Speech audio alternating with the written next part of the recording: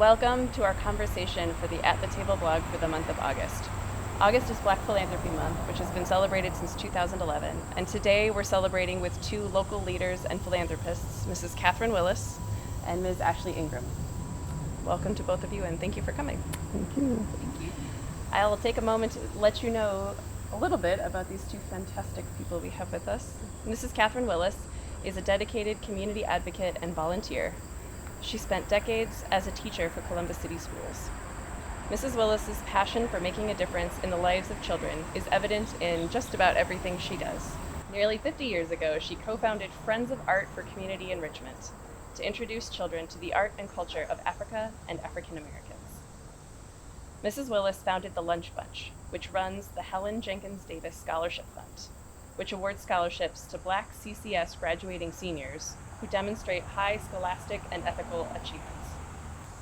More than 3 decades after its founding, the group has awarded over $140,000 to more than 140 CCS students. In her retirement, Mrs. Willis continues to advocate for children through her volunteer work.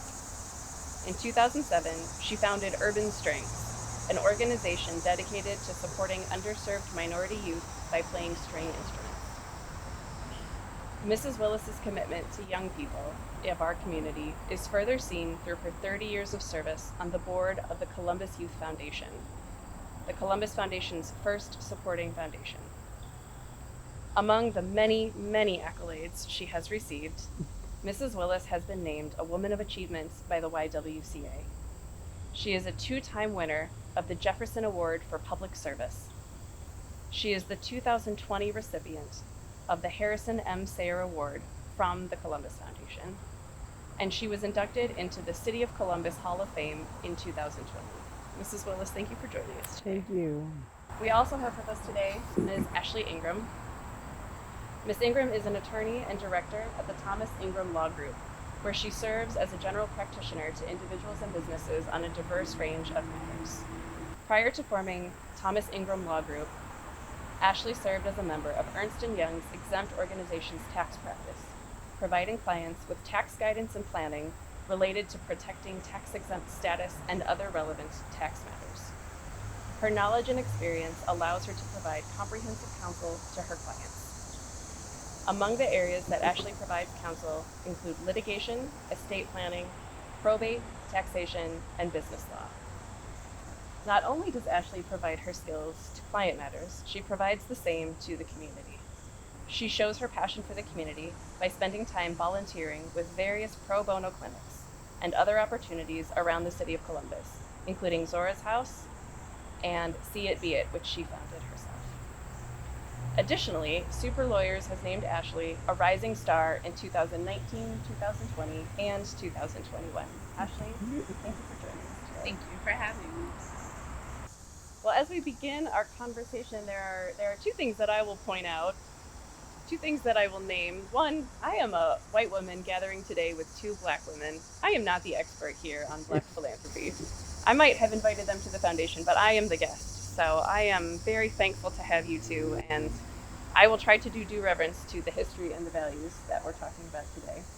And also, as we're talking about Black philanthropy, we cannot possibly cover everything. We cannot possibly summarize that in a half hour, 60 minutes. Mm-hmm. No more than we could for white philanthropy, for any other type of philanthropy. So we will have our conversation and we will celebrate and we will talk. But this is certainly not the end of the conversation. Good. So on the topic of Black philanthropy, for me I've learned a lot as I have thought about this conversation with the 2 of you. I've learned a lot about the history of Black philanthropy, which frankly I just hadn't thought about before. I hadn't had occasion to. And I feel often now we talk about Black philanthropy as if it's a new phenomenon. There's a lot more conversation now about Black philanthropy, this Black Philanthropy Month that's been happening now for 10 years. But the experience of Black philanthropy and the impact of it expands far beyond the last 10 years when it has been getting more attention. So hearing from you two about what you have seen in your own lifetimes, and even any other history you're familiar with. I would love to hear from the two of you about what is the history of Black philanthropy from where you sit. I saw the statement sharing, caring, and giving. We've been doing that ever since we came into the world. That's our culture. That's what we do. You know, we talk about being a part of a village. That's what it is. I grew up seeing that, and I didn't think it was anything unusual. I thought that that's the way everything happened. My parents migrated from Georgia, and they went to Cleveland because they knew they would get a better life. And as I think about it, they were sharing, caring, and giving because they would each have a sister or brother that would leave the South and come north, and they would stop at our house. They would stay there until they got a job, and they would stay there until they got an apartment, and then they moved out and took care of themselves. And then there was another one that came along. So that was just a circle that just happened in our community, that we've always done that, and we didn't think anything other than that this was just a way of life for us. We knew that if one of us was able to move forward, then we had to reach back and get another one and bring them up so that they could do the same kind of thing. So we talk about Black philanthropy, but we do it. We've done it. That's all we know. The racism and the economics are all things that kept us down, and so in order for us to move ahead, that's what we had to do. We had to help each other, and there's that whole African village concept, that we've got our arms around everybody, and we're helping to make everybody get better. When I think about Black philanthropy, I don't think about all the stories you just shared, because we just connect philanthropy to something completely different. And so in the legal world, we have this concept called substance versus form. And so I think you are familiar with that, but sometimes the what something is called may not be what the substance of it is. And that's what you described. So we may not call it philanthropy, but it is in fact all about giving. So I think about my family history, and my grandmother and grandparents have stories just like what you described. I love that idea, what you said about substance and form arose by any other name. As we talk about this idea that the culture of connectedness and community and giving, caring, and sharing, it exists. There is not necessarily a need to teach this practice. You're all teaching it already. The community is teaching it to the next generation by life, by doing it. Why talk about it? Well, I'm not sure. I'm a little concerned that our younger people are not grasping, and they're not maybe doing as much, and maybe it's because they don't have to. One of the things that I realize is that if you're in a situation and you've had a struggle, it makes you a different person. And my generation and my parents' generation were young people that had a struggle, and so everything has more meaning for them. I can remember I never had a bicycle, and so when my children grew up, they had to have a bicycle. It doesn't matter to them, that's not important to them, but I saw it as being important. And I think that struggle is the thing that makes you even better in terms of realizing and appreciating what you need to do in terms of reaching out for others. My parents didn't have a college education. My dad was in a situation where his father lost both of his farms, and my father had to drop out of school in the 8th grade. And so because of his struggle, he forced us to understand the importance of education, because he had had that struggle as a result of not having it. And I think there's some things that, because our young people have them, they don't understand that it's much more important, and they've got to do something else other than just kind of take it for granted. I see that side of the reason why we need to talk about it. So young people, you understand where you come from, and in order to continue to lift our people up, we have to keep that same type of energy. We have to keep that same momentum going. So I think part of it is educating younger people. And for me, when I hear those stories about my grandparents and what they did, it's so rooted in me that it just continues to, hopefully I can continue their legacy and what they've done. But I also think part of the reason for the conversation is to also celebrate and highlight how we do help each other. Right. You know, because I think sometimes what you see on the media Mm-hmm. is you Not don't accurate. really see that in the media. But if you are in our communities, it's just such a part of daily life that it's not, you know, Right. talked about. It's like when you Right. brush your teeth every day, you don't have to think about it. That's You right. just do it. Right. And I think that is what it's like in our community. That's right. That's right. And I can remember, you know, my grandmother saying, "You make a way out of no way." And there's so much that they did. You know, I can remember visiting my grandmother, and there were maybe 4 or 5 grandchildren, and then 3 or 4 adults. And she had dinner out of a can of salmon. Can you imagine that? And what she did is she put breadcrumbs and she put eggs. She stretched it. And so that philosophy of making a way out of no way, that's what they did. Mm-hmm. And I think for me, when I think about giving, again, and we talk so much about our families and how they lay this foundation, and it definitely extends beyond family, right, to our communities. But my grandparents, my dad's parents, they had corner stores in Columbus. So there was still a corner store on the south side that still had like the name of the store up, and that was like as of last year. But they had corner stores, they had daycares, and so my grandmother will tell me to this day, people come up to her and they say, "We used to steal stuff from your store because we didn't have any money." And even then, if they knew that, they would have gave what they had. The attitude and what they did was so on the down low until it was nothing other than, well, you know, yeah, I saw them, you know, but they needed the food or they needed, so what am I going to do? Just let them have it, you know. And even Miss Catherine, your background with the Women's Service Board, that was what I grew up seeing. You know, on one side of the family, it's, you know, we have businesses where we give to the community. We're on boards where we're spending time for free, and a lot of it. The other side, my grandfather started the Columbus Jaguars, which was a track club. So he's out at East High School for free, helping the community. And then my other grandmother went to St. Mark AME, well, she still goes there.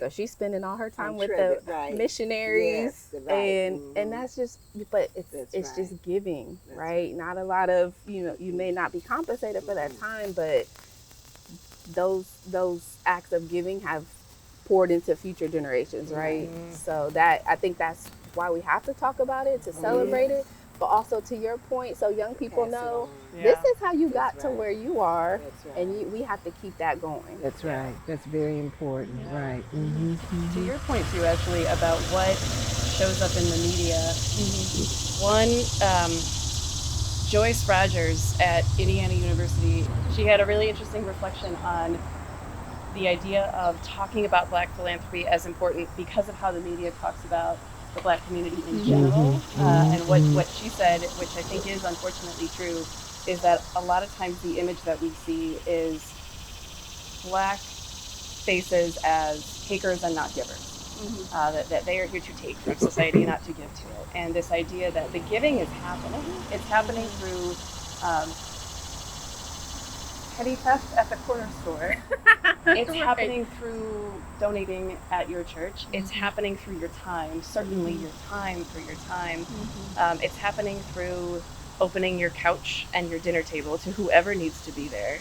And so having that conversation for those of us who are not, I'm not part of the Black community. I'm on the outside looking in. It's important for me to see that and to be part of this conversation too, as a guest and an observer, and recognize that there is a whole richness that I don't know about, and that is worth celebrating and is important. It's important for you two to celebrate. It's important for young Black people to hear it coming. It's important for white people to listen and be part of this and learn. One of the things that I'm very much aware of, and at one point I was contemplating canceling my subscription to the Dispatch. And then all of a sudden I began to realize that they've made a change. And if you'll notice, there's a lot more news about what's happening, positive and negative, in the Dispatch, in the Black community. And to your point, what you see on TV is that you see white people being philanthropists for our community, but you don't come and film when we're doing it for our own. And that's an issue that I'm concerned about. You don't know that we're doing this unless you read about it or someone told you about it. And the media is not covering it as it should. The program See It Be It that I founded. Yes. I created that program Mm-hmm. to take us to kids in schools, Mm-hmm. because otherwise they don't see that, right? So See It Right. Be It, just letting them know, okay, you see what we are all doing, you know you can do this, right? But just going back to the media and the things you don't see in our community, and so we do have to talk about it because we have so much to celebrate. Right. Storytelling is so ingrained in our culture, Right. and so we have to tell the story Right. so that it's known. Right. Right. I'm really curious for you two, as we're talking about the way the media tends to portray the Black community and overlook Black philanthropy, that we're not sending out news crews for all of those things. This is year 10 of Black Philanthropy Month. When we are at year 50, 40 years from now, we're celebrating 50 years of Black Philanthropy Month. Of course, I hope the conversation is different, that there is more attention on Black philanthropy, that maybe the need for this month doesn't feel so great because the observation is always there, the celebration is always there, but we will not see any change unless we're conscious about making one. So from a legal perspective, that is my focus, right? Like, how do we protect what we have in our community so that way we can have businesses that have passed on amongst generations? Because if we protect those assets, then we make room for even more giving, right? We can give from an even more abundant place, right? Not just our time, our talents, but our money. So that's really my focus, and I'm just so honored to be able to support our community in that way. I became involved in an investment club and we call ourselves the Chocolate Chip Investment Club. And it was wonderful. We put so much money a month aside, and we invested in stocks. And see, our kids don't know anything about that. Nobody's talking to them about that. And that's a source of frustration for me, because you can't give money when you don't have money, and you don't have money if you don't know how to get money. And so that's a whole nother area that we need to focus on. And going back to your concern about knowing, number one, I think you've got to bring Black people to the table, and you've got to talk to them and find out what it is that we can help you with. You can't plan for me, you got to plan with me. And sometimes that's an issue. And the other thing is, and I say this often, just because something is different doesn't mean it's deficient. And that's very important. And the other thing is, a difference shouldn't make a difference. Just because it's different doesn't mean it's deficient. And that's what has happened, because our culture is different, or because we're different, then the majority people look at it and say that's deficient. And it's not deficient. Sometimes it's even better. I can remember coming up, and when R&B and rhythm and blues and that kind of music was in play, and they called it, the devil's music. But now these young people are right on it, hip hop, they're right on it. And because it's different doesn't mean it's deficient, and we must understand that. I think that you just stated that so beautifully, because I think that's, sometimes as young people, especially in spaces where you're not of the majority, you do have to constantly affirm yourself that I'm different, I'm not deficient. That's right. That's right. So education, celebration, and education. And more education. And I think sometimes when you're in a situation and you need to have someone else share with you, until you walk a mile in my shoes, you can't talk about it, And that's very, very important for people to understand. When I think about Black philanthropy, I didn't mention this, but I know you're talking about how do we educate other groups. I think about to whom much is given, much is required. And I feel like that is just such our way of thinking in our community. And that's what has sustained us, I think. Whatever you are given, you have an obligation to to do something with that. That's right. And I think that is the way a lot of Black people live their lives. When we were talking about the Sankofa Award that I got from the Afrocentric School, and Sankofa is the bird whose head is back. He's looking at the past, but his body is moving forward. And I said that the Sankofa philosophy should be that when you're looking back, you're reaching back, bringing somebody with you when you're moving forward. And that's what needs to happen. in our community. We need to do that.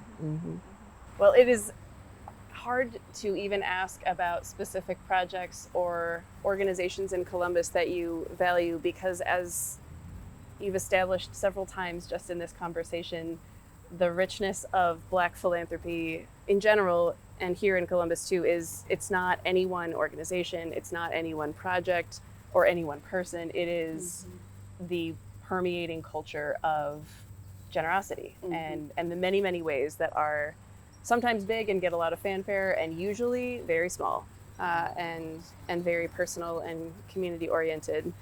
But nonetheless, there are some great things happening in this city that I certainly don't know about. I think lots of people watching don't know about because they aren't in the media. They're not in the dispatch. They're not on the news. But you might know about them. So if there is a particular project or nonprofit or person doing something great that you'd like to highlight, please do. We'd love to hear about what it is and put them on the radar. Even if they're not in the media, we can give them that boost here and share the story and celebrate. Actually, talk about Zora House, because we have a person that is supporting us as well as Zora House. Oh, nice. One of the Johnstones, the Johnstone Fund for New Music. They have been supportive of Zora House as well. Zora's House started off as a co-working space for women of color and quickly evolved into more than that. So just a community, event space, also co-working space, but just a safe space more than anything for women of color, and a place that was intentionally created with women of color in mind. And that's not something that happens often. So I had the opportunity to become a board member. I think that was last year, maybe in 2020. So I am the treasurer of the board. And the space is amazing. So there's a physical space right now. We just acquired our second location. So the plan is to open up Zora's House 2.0, which will, be even more amazing than the first Zora's House. But it's really just a space for women of color to do great things and be great. The second organization is called Legacy U LLC. So it's not a nonprofit, but they actually have an affiliated nonprofit. But Legacy U is owned and operated by good friends of mine, Keith Massey and Dominic Jones. They're both from Columbus. The for-profit side works with African-American males, youth, and so they provide athletic training, but also life skills. So they've collaborated with My Brother's Keeper to provide programming for the last I would say it started during COVID. So a time when we really needed a space for young men to go to so they could be safe. They started a camp, and that wasn't, that wasn't necessarily part of their business plan, but they had an opportunity to create a safe space for young Black men, which is what we know is really needed. So they've shifted their business model to include athletic training, but also the camps. So they have summer camps, school year camps, and then they also have a affiliated nonprofit which runs youth football leagues, which that's a big draw for our community, right? And so they've been able to. They had a self-care day for the cheerleaders. For the young boys, they just do so much. They had a partnership with Otterbein for a big event, but really just, I feel like giving these wonderful experiences to our young people, which they don't always have, right? Just access, opportunities, education, and our young men really, really need that at a time where youth violence is through the roof. So those are my two. And those are programs that the media doesn't pick up on. Right. You tell me, I knew about Zora House because of the contribution that the foundation makes, but the media doesn't pick up on that. They don't know about what you're saying, and the attitude is that we don't care, we don't know, we're the kids are just running amok, and you don't care anything about them, but you don't advertise the things that we're doing to try to make a difference, and that's an issue. Right. Thankfully, the city is hearing about what they're doing, and the city is saying, how can we help? How can we support? Because we know that these kids need this, our city needs this.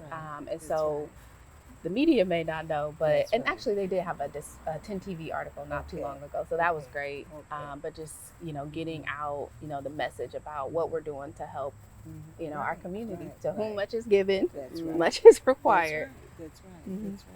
That's right. I so appreciate too, as you started talking about Legacy U, saying it's Legacy U LLC. This is not a nonprofit. Mm-hmm. This was not designed to be a nonprofit. A need arose in the community. Mm-hmm. They responded in a way Mhm. that no doubt compromised their bottom line, Mhm. but it was what the community needed. Mm-hmm. And so that Absolutely. is what you two have been talking about this entire Yeah. time, that it is happening and that culture is strong. And it will never ever get Mm-hmm. in the media, although maybe more so when Mayor Right, Gunther comes right, to coin right.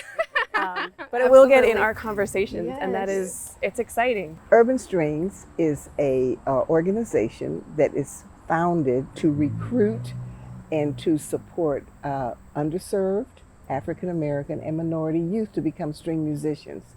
And that's because we do not have a lot of presence in the area of string musicians. Our symphony is an example of that. We started out with two young ladies from Champion Middle School who went to the library and performed for the Black History Program, and the response was so great until I determined that I wanted to see if there's some other young people that would want to do this. And so we have had as many, we started out with 2 and we've had as many as 50. Because of COVID, we had to roll everything back. And the kids come from Columbus City Schools, Columbus Charter Schools, Columbus Parochial Schools, Columbus Private Schools, and Columbus Suburban Schools. So they're just a mix of kids. And it's not just for Black kids, but it is for Black kids. So anybody that embraces our mission is welcome to join us. And we've done some wonderful things. We've got 2 young people just this summer got a 5-week scholarship to Berkeley. We have 1 young man that has graduated from Juilliard in Columbia. Our assistant conductor is a young lady that graduated from Otterbein, and she now is back on board helping us as a conductor and a musician. And 99.9% of the kids that are affiliated with us go to college. Wow. We've only had 2 that didn't go, but otherwise everybody else goes to college. They're not all music majors, but they all have gone to college. People have been very generous to us. The foundation, Columbus Foundation, has been very generous to us. The community has been generous to us. And we have had maybe 7 or 8 people have given us a check and said they wanted to have a scholarship donated to one of our musicians in their memory or in the memory of a loved one. For instance, the Smoot family has given us a scholarship for a young person in memory of their son, Stephen Smoot. Okay. And then we have people that say, well, I'll just do a scholarship. I'm a member of Twin Rivers chapter of Links, and they have embraced us. Started with a pilot project down at Ohio Avenue, and one of the young people that came out of that project now is a rising senior, and he wants to go to Berkeley and was given that scholarship, summer scholarship, to Berkeley. So there are community organizations too that are not focused on, that are doing lots of wonderful things in the community for our kids, and they don't publicize it. We don't know it. The sororities, the fraternities, the organizations, the service organizations like Links and the Boule. Those are, and you guys don't even know that. I say those names and you don't even know, you don't know those names because you don't cover what they do. And so that's a that's right. The National Council of Negro Women, I'm not sure I hear them talk about the things that they do, and they do wonderful things. They go way back, many, many years ago. They started with Mary McLeod Bethune. They don't know that name, I don't particularly want to stop the conversation of hearing about what's going on in the community, because I think this is where some of the magic happens, since these things aren't showing up in the dispatch, they're not showing up on the news. I would love to open the floor for either of you if there's anything else that you want to share before we close today. I think I would like to appeal to the people in the white community that are really concerned about making a difference to reach out and get into a mode of learning, because I think that's very important. I've been in situations where they have had, we did a performance at a work site, And as a part of that performance, there was going to be a discussion about uh, racial divide and all of that. And the majority of the people were there for the performance, but when it came time for the conversation, they left. And that really made me feel sad because, again, it made a statement that they really weren't interested in learning. They weren't interested in that part of the conversation. And that's the whole picture, is to listen and to learn. And then know that when you show that you're not interested, that makes us sad. And this was a large corporation that had this Black History program. That's what it was.